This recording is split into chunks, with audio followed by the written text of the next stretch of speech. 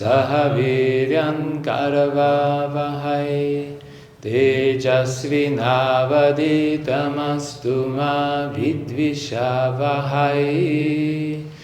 Om Shanti Shanti Shanti.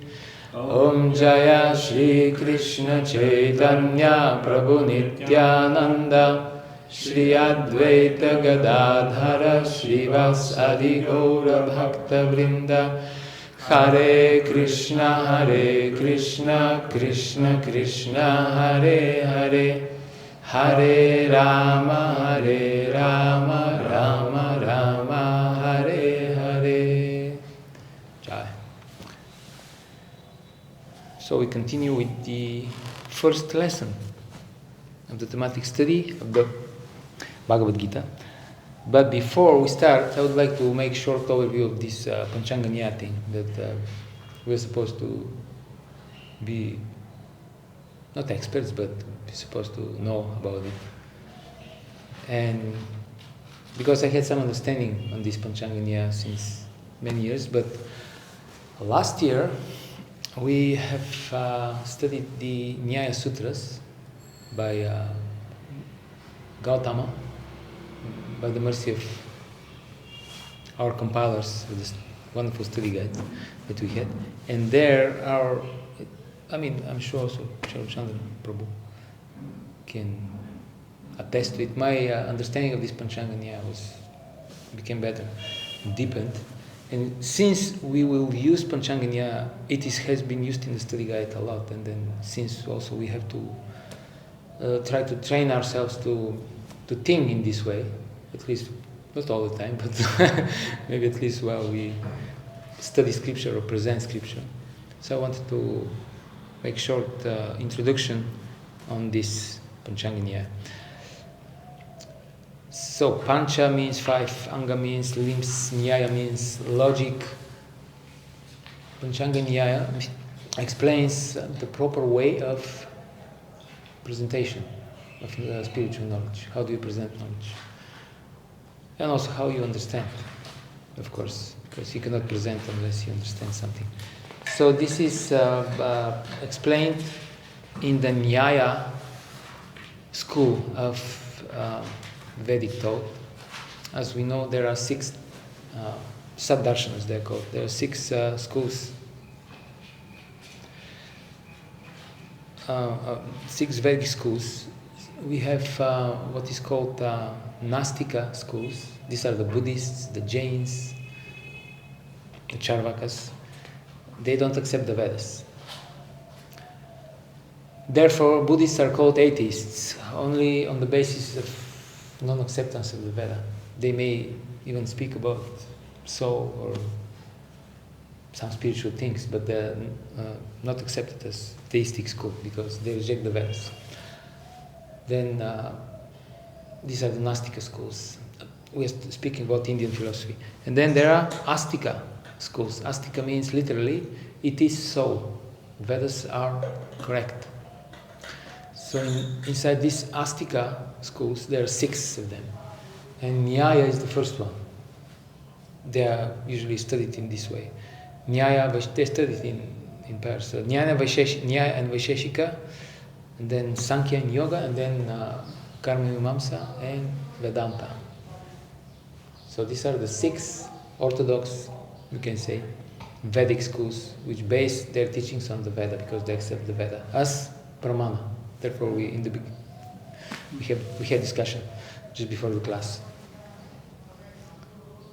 So the Nastikas, they have problem with this point, the first point, Amnaya Praha. The Vedas are the Pramana. They don't accept the Veda as the Pramana. But these 6 schools, they do. And the first one of them, Nyaya, establishes the proper way of thinking and of reasoning, of presenting the knowledge, understanding the knowledge. And although it has been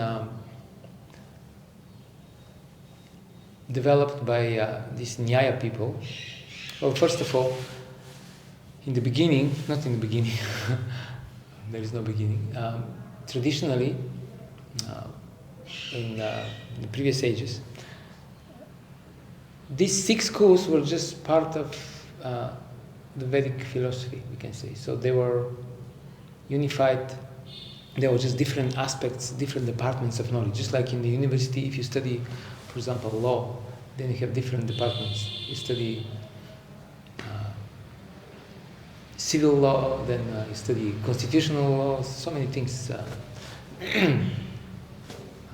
Trgovsko pravo, merchants law, whatever. But there is one thing you study, but they're just different departments. So they don't contradict with one another. So these 6 schools, originally, they were just part of the greater Vedic academy.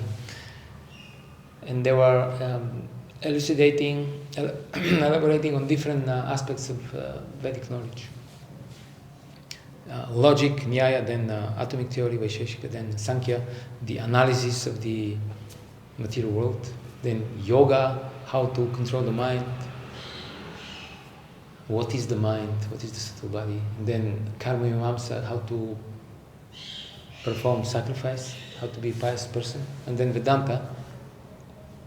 After having done all of those, the Vedanta Sutra begins Athato Brahma Jigyasa. Now, after you have performed all these Vedic duties, now it's time to inquire about the absolute truth, about Brahman, and to develop detachment and to go back home to Godhead. So originally they were part of one unified understanding of the Veda, but in the course of time, when Kali Yuga began, then the representatives of these different schools, they developed what we call in ISKCON party spirit. You know what is party spirit? It means every man for himself. We don't follow authority, we do whatever we like to do, and this is what happened to them. So they started quarreling, started disagreeing, and gradually the common goal that they had was lost. And they all developed different siddhantas, different conclusions, and different... Well, they still had the same sadhana, basically. The culture was still the same. All of them rise early in the morning, all of them do their puja. Well, some of them are atheistic, of course. But the philosophical conclusion was lost, became different and contradicted. The conclusion of each and every school contradicted the other schools, so that's what happened. But originally they were one, and still, although they, in due course of time, they developed this, they deviated gradually.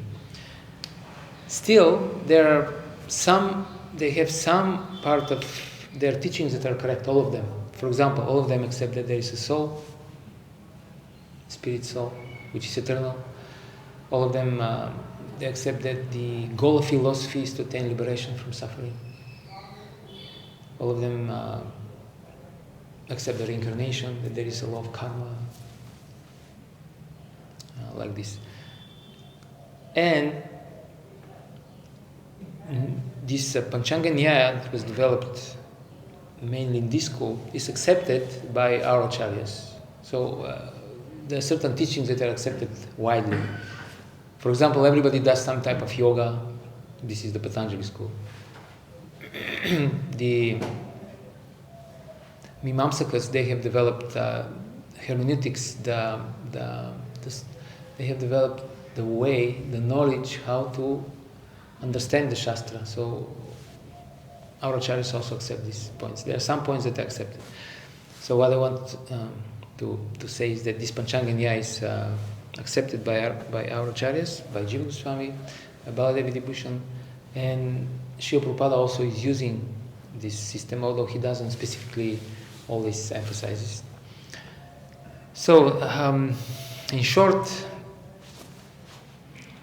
Bhaktisiddhanta Saraswati says that no point can be accepted as authoritative unless it has gone through these 5 limbs of logic. No statement, it's called pratigya, technically, can be accepted unless it has been proven by this Panchanga system.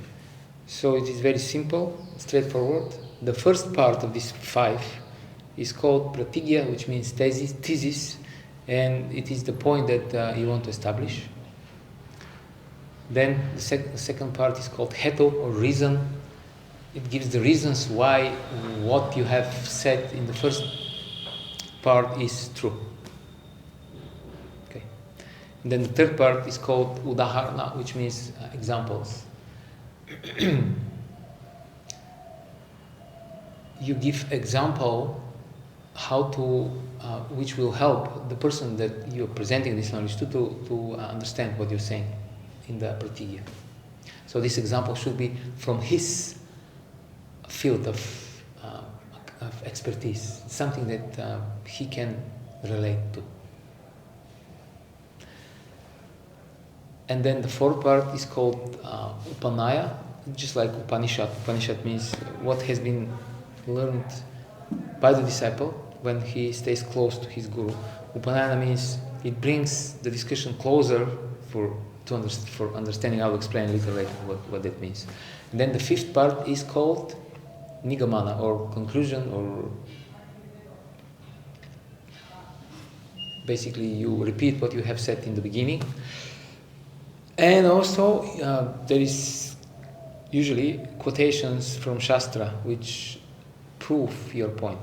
Of course, you can say exactly what you said in the beginning of the discussion, or you can say it you can rephrase it so that it brings into account also the discussion that was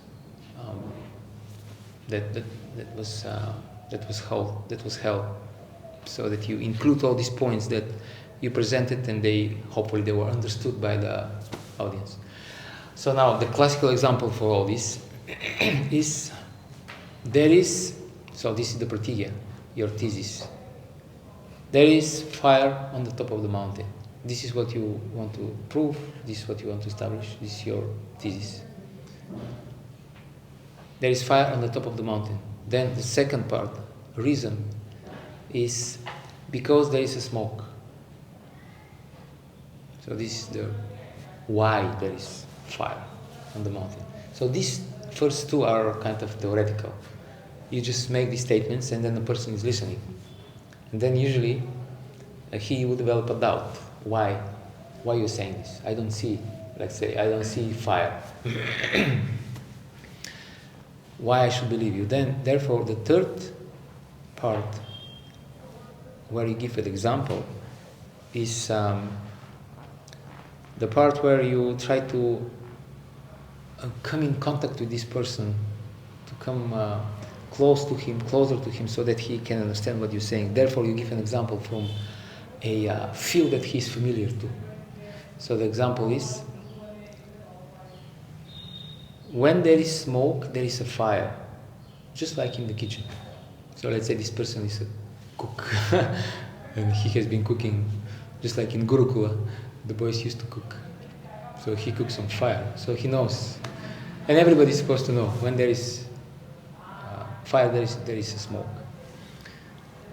So now he can connect the smoke and the fire already by his own experience. Now it's already a little easier for him to understand what is the connection. And then in the fourth part, it's very interesting. The fourth part is called Upanaya, bringing it closer. It means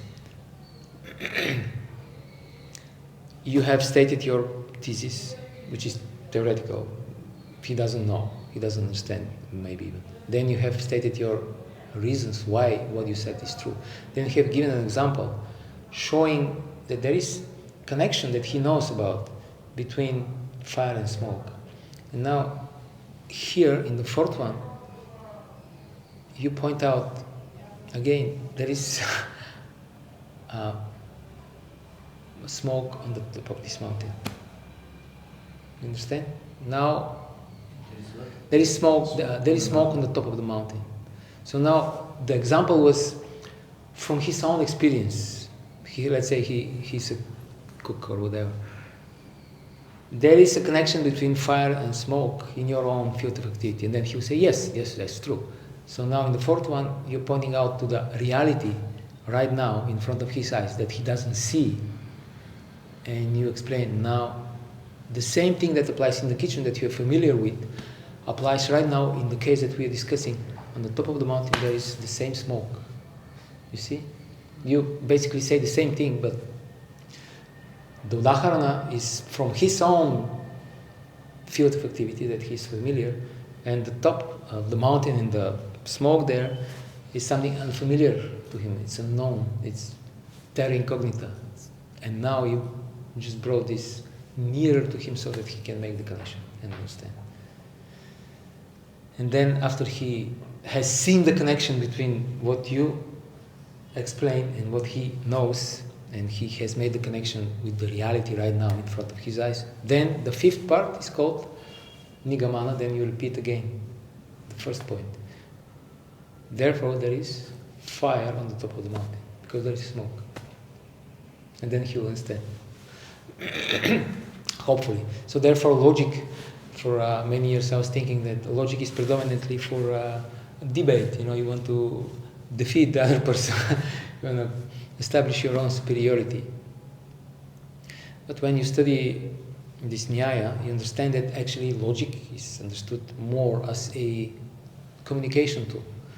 It is it is a expression of Krishna's compassionate nature, because he wants to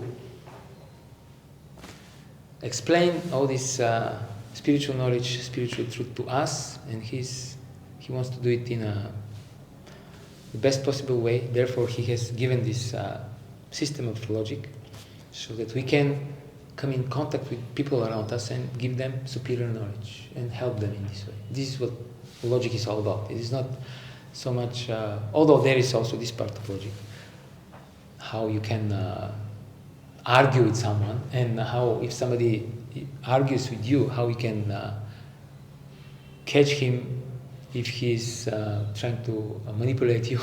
There is also this part. But predominantly it is not meant for this, it is meant to facilitate the dissemination of spiritual knowledge for the benefit of all living entities. It's an act of compassion. It's an actually emotional thing, although people usually accept logic as something very rational. Aristotle said that law is ration without emotion. And logic sometimes seems similar, but it is not. Originally it is born out of the compassionate nature of the Lord. Because Krishna could have just give us what Dashmula Tattva, this is the law, okay, you go figure it out. He took the trouble as Vyasadeva to write so many books to facilitate us. So this is the Panchanga Nyaya. So you have some questions on this? Was it clear? I remember that Yes. Thank you.